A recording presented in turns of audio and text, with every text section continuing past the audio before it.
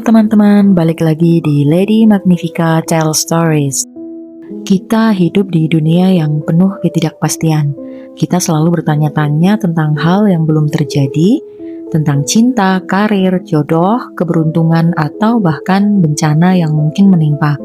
Dan di tengah kegelisahan itu, ada sekelompok manusia yang mengklaim mampu melihat apa yang tidak bisa dilihat orang lain. Mereka disebut ahli nujum, peramal, clairvoyant, medium, atau fortune teller.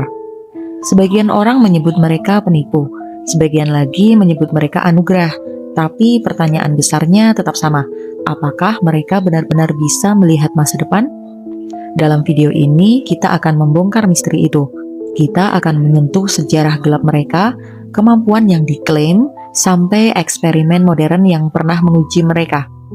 Mari kita mulai perjalanan ini. Dan kamu tentukan sendiri apakah ramalan itu hanya permainan psikologi atau sebuah kemampuan supranatural yang benar-benar nyata.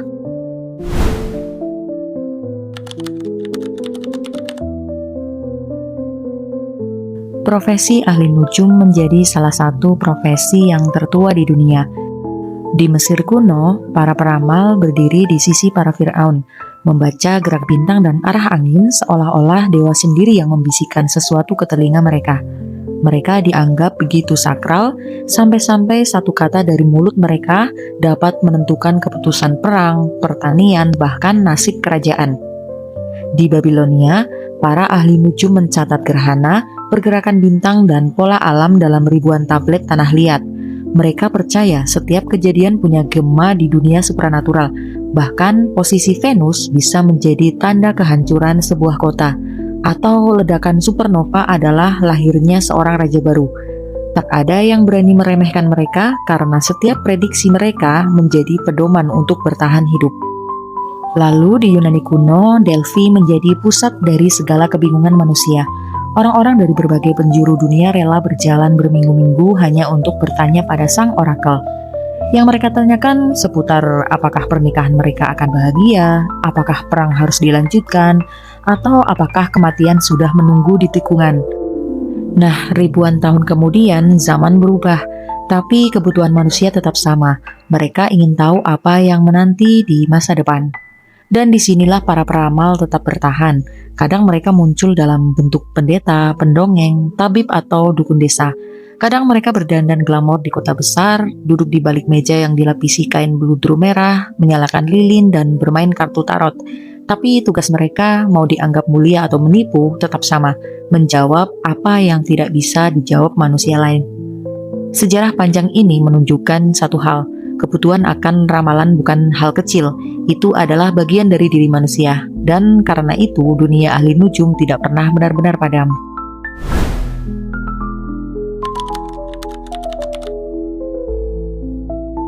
Bertahun-tahun kita mendengar tentang peramal yang bisa membaca masa depan, tapi apakah semua itu nyata? Sebagian dari mereka mengatakan bisa melihat gambaran samar seperti potongan mimpi, entah itu jalan berkabut, pintu yang tertutup, atau seseorang yang memegang warna tertentu. Mereka tidak selalu memahami maknanya. Kadang mereka hanya mendapatkan simbol dan mereka menafsirkannya berdasarkan pengalaman, intuisi, dan firasat.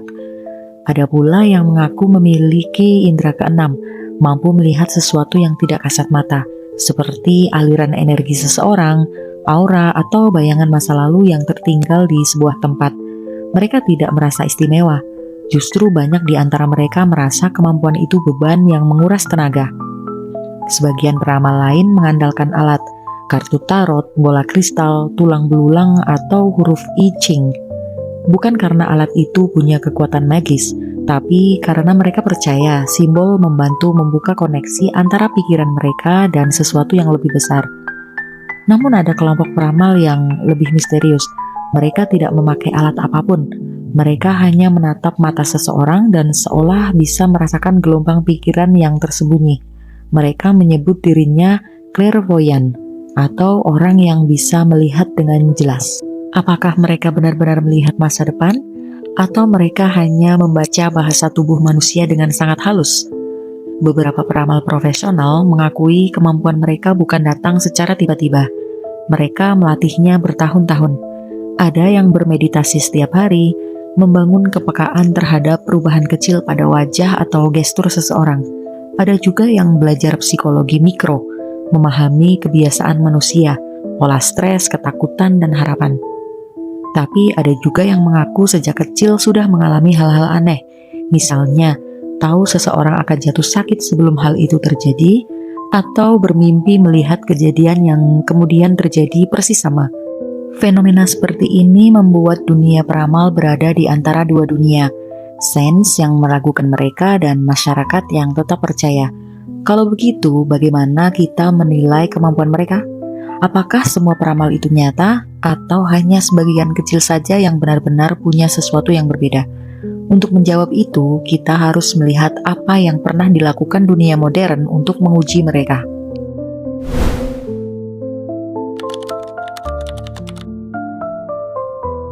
Ketika abad ke-20 masuk, perkembangan teknologi membuat para ilmuwan tertarik untuk menguji klaim peramal. Mereka ingin tahu apakah kemampuan melihat masa depan itu nyata atau hanya trik psikologis yang pintar dibungkus. Eksperimen pertama datang dari laboratorium parapsikologi yang mencoba mengetes kemampuan clairvoyant dengan kartu simbol. Para peserta disuruh menebak simbol apa yang ada di balik kartu tertutup. Dalam beberapa percobaan, ada orang yang nilainya jauh di atas kebetulan. Tentu saja hal itu membuat heboh, tapi dunia sains tidak mudah percaya. Ketika eksperimen diulang dengan prosedur yang lebih ketat, yaitu dengan kamera tambahan, pengawasan ekstra, dan pengacak simbol yang lebih rumit, hasilnya mulai menurun. Sebagian peramal tidak bisa mengulangi keberhasilan mereka. Sebagian lagi merasa tertekan dengan situasi laboratorium sehingga kemampuannya tertutup. Namun ada beberapa kasus unik yang tetap menjadi misteri, bahkan sampai bertahun-tahun kemudian. Misalnya, seorang wanita tua dari Eropa Timur yang bisa menggambarkan kecelakaan sebelum terjadi, atau seorang pria muda yang selalu bisa menebak isi kotak yang tersegel rapat. Mereka diuji berkali-kali, dan belum ada penjelasan tentang cara mereka melakukannya. Beberapa ilmuwan menganggap ini sebagai keanehan statistik. Sebagian lain mengatakan ada kemungkinan manusia memiliki kemampuan intuitif yang belum sepenuhnya dipahami. Di sisi lain, para psikolog mulai melihat fenomena ini dari sudut pandang yang berbeda. Mereka menemukan bahwa sebagian besar ramalan bekerja melalui cold reading, yaitu sebuah teknik membaca perilaku seseorang berdasarkan ekspresi, pakaian, cara bicara, postur tubuh, serta reaksi mikro yang hampir tidak terlihat. Peramal yang berbakat bisa menangkap hal-hal kecil tersebut secara instan, dan tanpa disadari, mereka menyusun kesimpulan yang terasa seolah datang dari dunia lain. Teknik ini begitu halus, sehingga banyak orang percaya mereka baru saja diramal. Lalu, apakah semua peramal menipu? Tidak juga. Faktanya, beberapa peneliti menemukan indikasi bahwa intuisi manusia bisa bekerja lebih kuat daripada dugaan kita.